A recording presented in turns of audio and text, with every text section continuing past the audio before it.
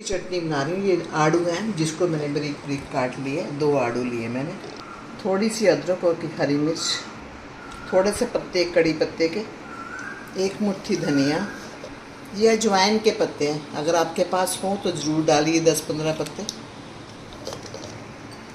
थोड़ा सा नींबू का रस, भुना जीरा, काली मिर्च, काला नमक और सेंधा नमक, 3-4 पीस बर्फ़ की। एक तो मिक्सी गर्म नहीं होगी और पीसने में आसान नहीं होगी। अब हमारी ये आड़ू की चटनी तैयार है। ये खाने में बहुत बहुत मज़ेदार है। ये आपको डाइजेशन में बड़ा हेल्प करेगी। ऐसे खाना बड़ा अच्छा से डाइजेस्ट हो जाता है। आप इसे ज़रूर ट्राई करना। इसको ब्रेकफास्ट लंच डिनर किसी टाइम किसी भी स्नैक के साथ आप खा सकते हैं।